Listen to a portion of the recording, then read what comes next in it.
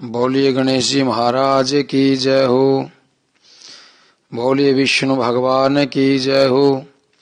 गुरुर् ब्रह्मा गुरुर्विष्णु गुरुर्देव महेश्वर गुरुर् साक्षात् परम ब्रह्म तस्मै श्री गुरुवे नमः। आज जया नाम की एकादशी है और सभी माता बहनों से प्रार्थना है जो जया नाम के एकादशी का जो व्रत कर रही हैं, कथा सुन रही हैं, वो सबसे पहले रामायण बबलू पंडित जी के नाम से ये चैनल है, इसको सब्सक्राइब करें और शेयर भी करें। अब कथा प्रारंभ करने से पहले पूजा की सभी सामग्री अपने पास रखें। जल का कलश, पुष्प, सामक, नैवेद्य, दुर्वा, तुलसी दल, मिष्ठान ये अपने पास रखें और सबसे पहले भगवान से प्रार्थना करें कि भगवान विष्णु, हम इस इच्छा से, इस कामना से ये जया एकादशी का व्रत कर रहे हैं, घर में सुख शांति के लिए, पुत्र प्राप्ति के लिए, प्रेत आदि की मुक्ति के लिए, किसी की आत्मा की शांति के लिए भगवान से प्रार्थना करें। अपना गांव, जिला, गोत्र और नाम उच्चारण करें और फिर भगवान से अपनी मन इच्छित कामना करें। उसके बाद गणेश जी महाराज की प्रार्थना करके भगवान विष्णु की पूजा करके भगवान को वस्त्र, मौली, यज्ञोपवीत पुष्प आदि से पूजन करें और खुद को भी रक्षा सूत्र हाथ को बांधें और कलश को भी रक्षा सूत्र से बांधें। उसके बाद जया एकादशी कथा को सुनना प्रारंभ करें, दीप ज्योत प्रज्वलित करें। बोलिए विष्णु भगवान की जय हो। जया एकादशी। धर्मराज युधिष्ठिर बोले कि हे भगवान, आपने माह महीने की कृष्ण पक्ष की षठतिला एकादशी का अत्यंत ही सुंदर वर्णन किया है। अब आप समस्त जगत के सृष्टिकर्ता ब्रह्मा, पालनकर्ता विष्णु और नासक शंकर जी हो। आपकी जय हो, जय हो, जय हो। अब आप कृपा करके माह महीने के शुक्ल पक्ष की एकादशी की कथा का वर्णन कीजिए। उस एकादशी का क्या नाम है तथा उसकी विधि क्या है, किस देवता की पूजा होती है, इसलिए आप विस्तार पूर्वक हमें बताने की कृपा करें। उसके बाद भगवान कृष्ण धर्मराज युधिष्ठिर से कहते हैं कि हे राजन, माह महीने की शुक्ल पक्ष की एकादशी का नाम जया एकादशी है। इस एकादशी के व्रत से मनुष्य ब्रह्म हत्या के पाप से छूट जाते हैं और अंत में उनको स्वर्ग की प्राप्ति होती है। इसके व्रत में मनुष्य कुयोनि अर्थात बुरी योनि से, भूत प्रेत पिशाच आदि की योनि से छूट जाता है। इसलिए इस एकादशी के व्रत को विधि पूर्वक करना चाहिए। हे राजन, मैं एक पौराणिक कथा कहता हूं जिससे पद्म पुराण में ये कथा बताई गई है। एक समय इंद्र नागलोक में राज्य करता था। वहां अमृत का पान करके नंदन वन में अप्सराओं के साथ आनंद पूर्वक क्रीड़ा करते थे। एक समय इंद्र अपनी इच्छा के अनुसार, जो कि अप्सराओं के साथ रमण कर रहा था, उनके साथ नाचने लगा।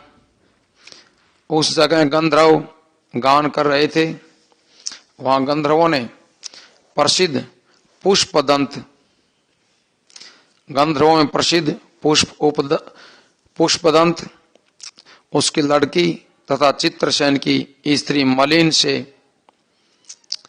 ये सब वहां पर विराजमान थे। उसमें मलिनी का लड़का पुष्पवान और उसका लड़का माल्यवान भी था। उस समय पुष्पवती नामक एक गंधर्व स्त्री माल्यवान को देखकर उसे मोहित हो गई और काम बाण से चलायमान होने लगी। उसने अपने रूप, सौंदर्य, हाव भाव आदि के द्वारा माल्यवान को बस में कर लिया। हे राजऋषि, वह पुष्पवती अत्यंत सुंदर थी। उसके लक्षण ये थे, उसके बाहु कामदेव के कंठ हास के समान थे, मुख चंद्रमा के समान खिला हुआ था, उसके विशाल नेत्र थे, वह अपने कानों में सुंदर कुंडलों को धारण किए हुए थी, उसकी ग्रीवा में सुंदर हार था, उसके मोटे तथा ऊंचे उठे हुए कोंच शौरग कलश के समान शोभा दे रहे थे।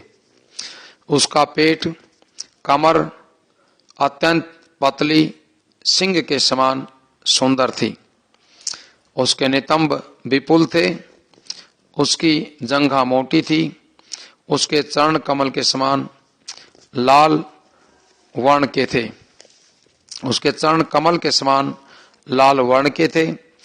पुष्पवती की ऐसी सुंदरता को देखकर माल्यवान भी उसके ऊपर मोहित हो गया।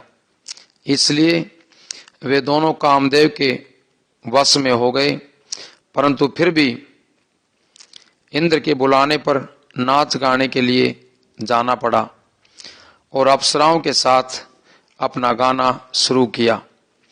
यद्यपि नाच गा रहे थे, परंतु कामदेव के प्रभाव से उनका मन नहीं लगा और अशुद्ध गाना गाने लगे। इनकी भावभंगियों को देखकर, इनके प्रेम को समझकर, इसमें अपना अपमान समझकर इंद्र ने श्राप दे दिया कि ये मेरी आज्ञा का उल्लंघन करने वाले, हे मूर्खो, तुमने मेरा अपमान किया है, तुम लोगों को धिक्कार है, इसमें तुम स्त्री पुरुष के रूप में मृत्युलोक में जाकर पिशाच का रूप धारण करो और अपने कर्म का फल भोगो। इंद्र का ऐसा श्राप सुनकर वे अत्यंत दुखी हुए और हिमालय पर्वत पर पिशाच बन करके दुख पूर्वक अपना जीवन व्यतीत करने लगे। उन्हें गंध, स्पर्श आदि का कुछ भी ज्ञान नहीं था। उस जगह महान दुख मिल रहे थे। रात दिन में उन्हें एक क्षण भी निद्रा नहीं आती थी। उस स्थान पर अत्यंत सर्दी थी, जिसके कारण उनके रोमांच में रोम खड़े हो गए थे। उनके दांत सर्दी के कारण करकरा रहे थे। एक दिन पिशाच ने अपनी स्त्री से कहा कि न मालूम हमने पिछले जन्म में ऐसे कौन से पाप किए हैं जिससे हमें इतनी दुखदाई या पिशाच योनि प्राप्त हुई है। इस पिशाच योनि से नरक के दुख सहना उत्तम है। उसी प्रकार अनेक विचारों के करते हुए उन्होंने अपना दिन व्यतीत कर दिया। देव योग से एक दिन माह के महीने में शुक्ल पक्ष की जया नाम की एकादशी आई। उस दिन इन दोनों ने कुछ भी भोजन नहीं किया और न कोई पाप कर्म किया। उस दिन केवल फल फूल खाकर ही वह दिन व्यतीत कर दिया। महान दुख के साथ पीपल के वृक्ष के नीचे बैठ गए। उस समय सूर्य नारायण अस्ताचल की ओर जा रहे थे।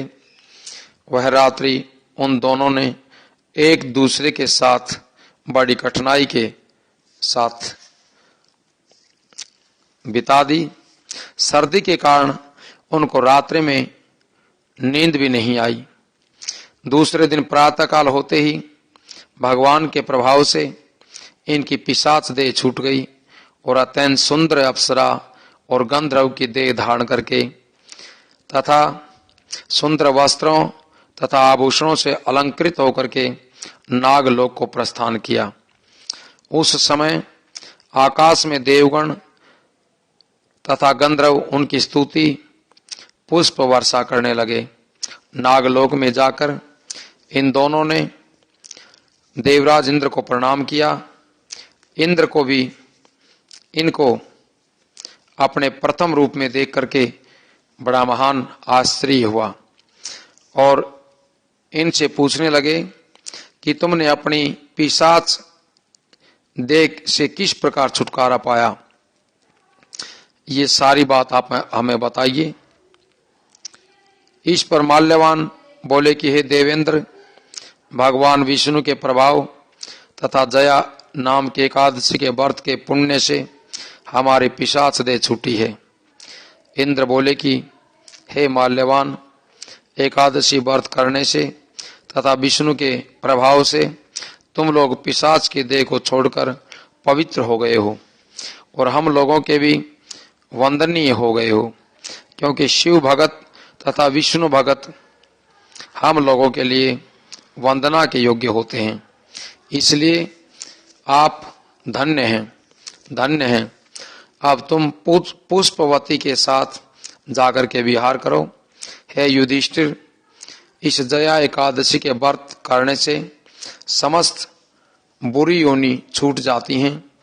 जिस मनुष्य ने इस एकादशी का व्रत किया है उसने मानो सब यज्ञ तप दान आदि किए हैं। जो मनुष्य भक्ति पूर्वक जया एकादशी का व्रत करते हैं वे अवश्य ही हजारों वर्ष तक स्वर्ग में निवास करते हैं। बोले श्री विष्णु भगवान की जय हो। अब सभी भगवान विष्णु की आरती करें और आरती के बाद 2-4 भजन भी जरूर करें और सूर्य नारायण भगवान को अर्घ्य अर्पण करें। और सभी से एक बार फिर दोबारा प्रार्थना है कि इस चैनल को रामायण बबलू पंडित जी के नाम से ये चैनल है यूट्यूब के ऊपर, इसे सब्सक्राइब करें और शेयर भी करें। बोले विष्णु भगवान की जय हो।